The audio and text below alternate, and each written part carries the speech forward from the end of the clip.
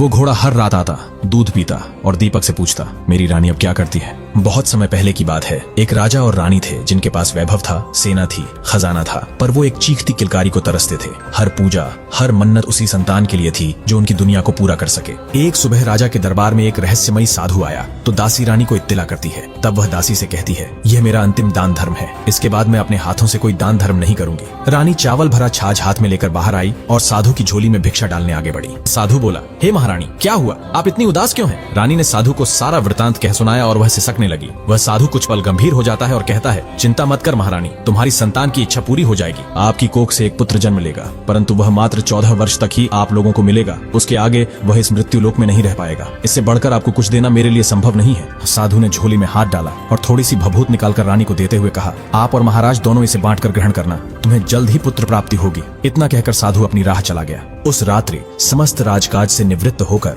जब महाराज राजमहल में प्रविष्ट हुए, तब महारानी ने अश्रुपूरित नेत्रों से साधु द्वारा दी हुई भस्म समर्पित की और बोली, स्वामी, यह परम सिद्ध योगी की देन है, इसे दोनों को ग्रहण करना है। राजा ने कटाक्षपूर्ण स्वर में कहा, अनेक व्रत दान तप किए परंतु कुछ न मिला, अब मात्र इस भभूत से संतान प्राप्त होगी। महारानी शांत स्वर में बोली, इतना सब किया है तो यह भी सही, व्यर्थ क्यों साधु के शाप को आमंत्रण दें। राजा ने उसे अविश्वास संग स्वीकार किया। केवल रानी के संताप को टालने हेतु कुछ कालोपरांत रानी गर्भवती हुई। एक परम सुंदर शिशु का जन्म हुआ। राज्य में हर्षोल्लास की लहर दौड़ गई, परंतु जब ज्योतिषाचार्य ने राजकुमार की जन्म कुंडली देखी तो उनका मुख शोकाकुल हो उठा। महाराज, राजकुमार केवल 14 वर्ष तक ही इस मृत्यु लोक में रह पाएंगे। ये सुनते ही रानी और महाराज दोनों निःशब्द हो उठे। मन के भीतर साधु की वाणी प्रतिध्वनित होने लगी, किंतु वह शापित आशीर्वाद अब उनके श्वासों में समाहित हो चुका था। बालक की प्रत्येक मुस्कान, प्रत्येक स्पर्श उन्हें मृत्यु की परछाई का स्मरण कराता। राजकुमार अब किशोरावस्था की दहलीज पर था, रूपवान, प्रज्ञावान एवं साहसी। एक दिन दरबार में राजा के समक्ष खड़े होकर उसने कहा, पिताश्री, मैं समस्त राज्य का अवलोकन करना चाहता हूँ। इस महल से बाहर की धरा, वहाँ के जन, वहाँ की संस्कृति मेरे लिए अभी तक अज्ञात है। राजा का हृदय एक क्षण को कांप उठा, क्योंकि यह वही समय था जब काल की छाया सिर उठाने को थी। पुत्र के 14 वर्ष अब समाप्ति के निकट थे, परंतु राजधर्म व पितृत्व ने उसे विवश कर दिया। महाराज ने दुखी मन से मुस्कुराते हुए कहा, बेटा, अवश्य जाओ, परंतु ध्यान रहे, जहाँ भी जाओ, जो भी करो, वह अपनी पत्नी को मत बताना। राजकुमार ने विनम्रता से मस्तक झुकाते हुए कहा, जैसा आदेश पिताश्री। फिर जो हुआ वह रहस्य से परिपूर्ण था। दिन भर राजकुमार अपनी पत्नी संग हर्षोल्लास में व्यतीत करता, परंतु जैसे ही रात्रि का घड़ी चक्र 12 पर पहुंचता, वह चुपचाप उठ खड़ा होता और महल से बाहर चला जाता, और हर प्रभात के पहले वह वापस शयन कक्ष में लौट आता, मानो कुछ हुआ ही न हो। ऐसे अनेक रात्रियां व्यतीत हो गई, परंतु अब राजकुमार के 14वें वर्ष का अंत समीप था, और तभी एक रात्रि उसकी रानी अकस्मात जाग उठी। उसने देखा उसका पति वहां नहीं था। चिंता से व्याकुल वह महल के प्रत्येक कोने में खोजती रही, परंतु राजकुमार कहीं न मिला। जब सुबह हुई तो राजकुमार रानी के साथ ही सो रहा था। रानी मौन रही, उसने कुछ न कहा। दूसरी रात्रि वही दृश्य, तीसरी रात्रि पुनः वही रहस्य। अब रानी के मन में संशय, भय और व्याकुलता ने स्थान ले लिया। क्या वह किसी स्त्री से मिलने हेतु जाता है? एक दिन महल में फूल पहुंचाने वाली वृद्धा मालिन ने रानी से कहा, हे राजकुमारी, तुम क्यों उदास रहती हो? तुम्हारा तेज कहाँ लुप्त हो गया? रानी फूट पड़ी, हे अम्मा, मेरा पति रात्रि के अंधकार में जाने कहाँ चला जाता है, मैं कुछ नहीं जानती, परंतु यह पीड़ा अब सहन नहीं होती। बुढ़िया ने करुण स्वर में कहा, रो मत पुत्री, समय की चाल को कोई नहीं टाल सकता। आज की रात्रि तू अपनी उंगली में गहरा घाव करना, उस घाव पर तीव्र मिर्च छिड़कना, ताकि पीड़ा से तेरे नेत्र खुले रहें, और जब वह रात्रि के अंधकार में बाहर निकले तब तुम उसके समक्ष आकर मार्ग रोक देना और उससे प्रश्न करना, बिना किसी भय के। और रात्रि की घड़ी जब अंधकार से भी भीग उठी थी, तब रानी एक कोने में जागती रही, जलती उंगली में पीड़ा का ताप सहती रही। आधी रात बीतते ही राजकुमार उठ खड़ा हुआ। धीरे धीरे वह द्वार की ओर बढ़ा कि जैसे कोई छाया किसी अज्ञात दिशा को जा रही हो। रानी बिलखते हुए स्वर में बोली, कहाँ जाते हो प्राणनाथ? किससे मिलने जाते हो रात्रि के इस पहर? मुझसे छुपाओ नहीं, मुझे तुम्हारा सत्य जानना है। राजकुमार विवश हो गया। उसने सिर झुकाया और कहा, तो सुनो, ये अंतिम घड़ी है, शायद इसके बाद मैं तुम्हारा न रहूं। इन चावलों को मंत्रों से सिद्ध किया है मैंने। दाएं हाथ की मुट्ठी से चावल लेकर पहले मेरे ऊपर फेंकना, तब तुम जान सकोगी कि मैं कौन हूँ। वह पहली मुट्ठी से चावल राजकुमार के ऊपर फेंक देती है। क्षण भर में दृश्य परिवर्तित होता है। उसका प्रिय वह राजकुमार एक दिव्याकार उज्जवल धवल वर्णी घोड़े में परिवर्तित हो जाता है। उसके गले की अयाल स्वर्ण के समान चमकती है। वह वज्रगति से महल के बाहर दौड़ने लगता है और रानी उस चमत्कार को देखती ही रह जाती है, और वह दूसरी मुट्ठी के चावल फेंकना भूल जाती है। घोड़ा महल से निकल गया। अब वह लौटने वाला नहीं था। सूरज की पहली किरण जैसे ही राजमहल की दीवारों पर पड़ी, वैसे ही एक कोलाहल सा मच गया। नौकरों चाकरों की फुसफुसाहटें, सिपाहियों की चिंताएं और दरबारियों के सवाल सब एक ही दिशा में दौड़ रहे थे। महाराज, महारानी, राजकुमार अब तक लौटे नहीं। महाराज और रानी की आंखों से अश्रुओं की धारा बह चली। वे दोनों जैसे पत्थर बन गए हों। दिन प्रतिदिन उनका चेहरा मुरझाता गया।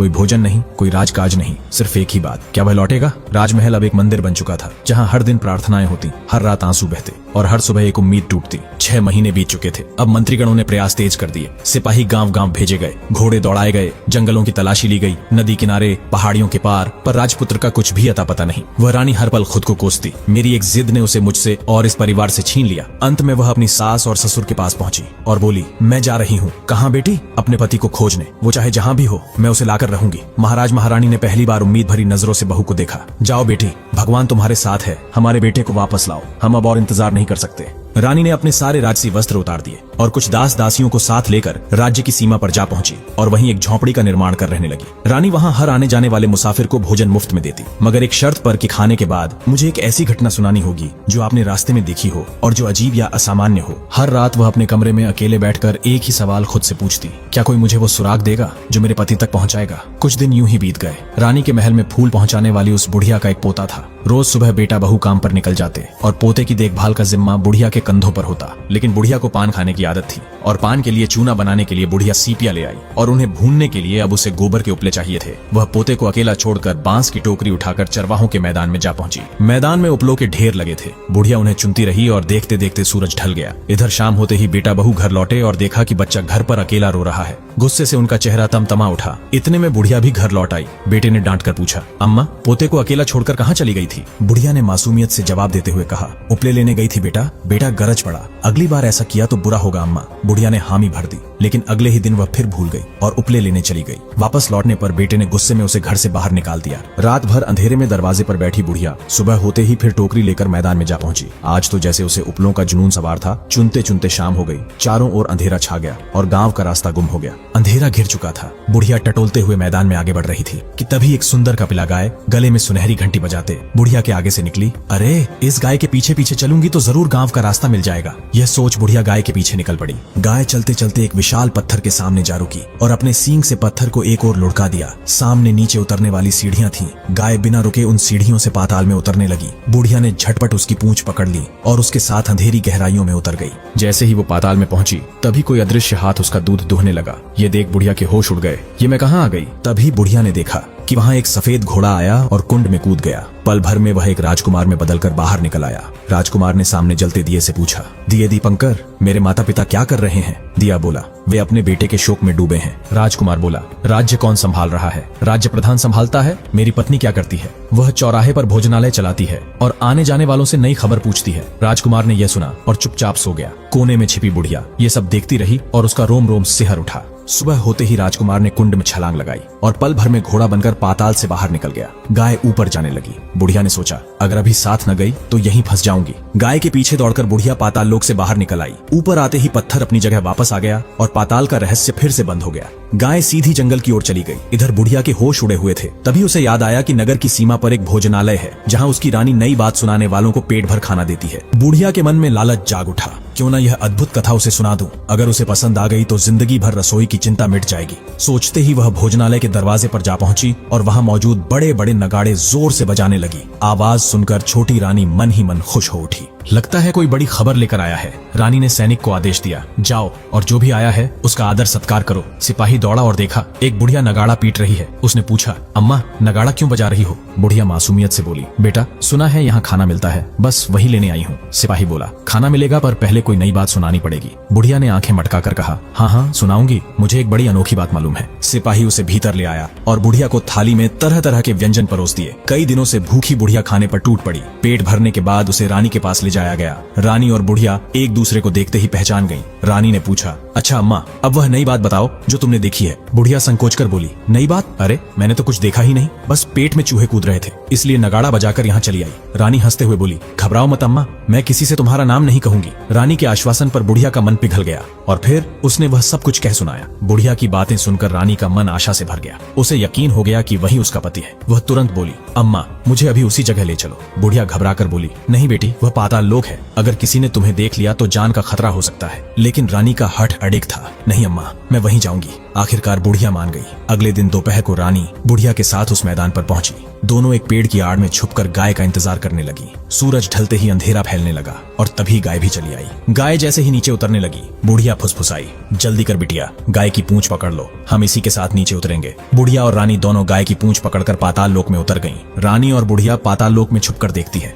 कि गाय के गले में अपने आप सांकल पड़ गई। अदृश्य हाथ उसका दूध दुहने लगे। एक शानदार सफेद घोड़ा आकर कुंड में छलांग लगाता है और राजकुमार के रूप में बाहर आता है। वह नहाने के बाद खाने पीने में व्यस्त हो जाता है। सोने से वह पहले दिए से पूछता है, दिए दीपंकर, मेरे माता पिता क्या कर रहे हैं? लेकिन इस बार दिया कुछ नहीं कहता, बस बुझने लगता है। उसे आभास हो जाता है कि कुछ अनहोनी हुई है। वह उदास होकर लेट जाता है। तभी रानी का सब्र टूट जाता है। वह दौड़कर पति के पास पहुंचती है और उसके चरण पकड़ने लगती है। राजकुमार बोला, नहीं, मुझे मत छूना, सर्वनाश हो जाएगा। रानी रोते हुए कहती है, स्वामी, मुझसे भूल हो गई, मुझे नहीं पूछना चाहिए था कि आप रात को कहाँ जाते हैं। अब घर चलिए, आपके माता पिता और प्रजा सभी दुखी हैं। रानी जमीन पर सिर पटककर विलाप करने लगी। राजकुमार का मन पिघल गया। अगर मुझे पाना चाहती हो तो एक बेहद दुर्लभ कार्य तुम्हें अकेले करना पड़ेगा। रानी दृढ़ स्वर में बोली, कहिए स्वामी, चाहे जितना कठिन हो मैं करूंगी। राजकुमार ने कहा, तुम्हें 7 जंगल पार करने होंगे। 7वें जंगल में एक विशाल पीपल का पेड़ है। वहाँ मौजूद कांटे झाड़ियों को काटकर जगह पवित्र बना देना और वहाँ फूल बिछाकर दोपहर से पहले सूर्य भगवान की पूजा करना।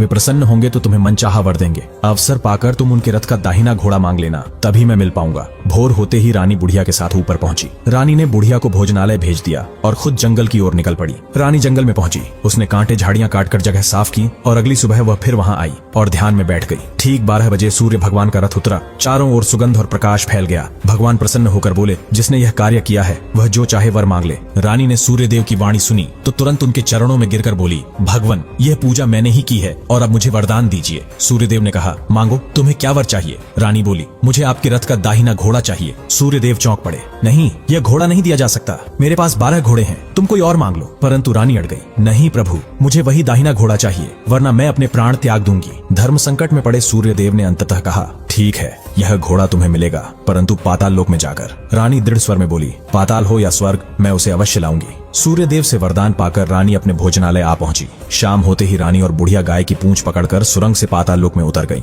वहां वही अद्भुत घटना पुनः घटी। घोड़ा कुंड में नहाया और दिव्य राजकुमार बन गया। राजकुमार ने भोजन किया और दीपक से पूछा, हे दिए दीपंकर, मेरे माता पिता अब कैसे हैं? दीपक बोला, वे आपके वियोग में मृत्यु के निकट पहुंच गए हैं। राजकुमार का हृदय भर आया, आंखों से आंसू छलक पड़े। फिर उसने पूछा, मेरा राज्य अब किसके हाथ में है? दीपक बोला, तुम्हारा प्रधान गद्दी हड़प चुका है और प्रजा पर अत्याचार कर रहा है। यह सुनकर राजकुमार का खून खोल उठा। अब वह पूछने लगा, हे दिए दीपंकर, मेरी पत्नी क्या कर रही है? अब दिया कुछ नहीं बोला, चुप रहा। तभी रानी का संयम जवाब दे गया। वह दौड़कर पति के गले लग गई। राजकुमार ने उसके आंसू पोंछते हुए कहा, अब मैं तुम्हें मिल गया हूँ। रानी बोली, अब आप फिर से घोड़ा तो नहीं बनेंगे ना? तुमने जो इतने सारे कष्ट उठाए हैं, इसके परिणाम स्वरूप सूर्यदेव ने मुझे सदा के लिए घोड़े के जन्म से मुक्त कर दिया है। कुछ देर पश्चात भोर हो गई। रानी, राजकुमार और बुढ़िया गाय के पीछे चलते हुए पाताल लोक से बाहर निकल आए। वह तीनों पहले भोजनालय में पहुंचे। रानी ने वहां का सारा सामान ग्रामीणों में बांट दिया और उसको ताला लगाकर अपने राज्य की ओर निकल पड़े। राजकुमार जैसे ही अपने राज्य पहुंचा, उसने दुष्ट प्रधान को बंदी बनाकर कैद खाने में डाल दिया। उसके बाद वह अपने माता पिता को मिलने उनके महल में गया। तब उसने देखा कि उसके माता पिता उसके शोक में अस्थिपंजर बने हुए थे।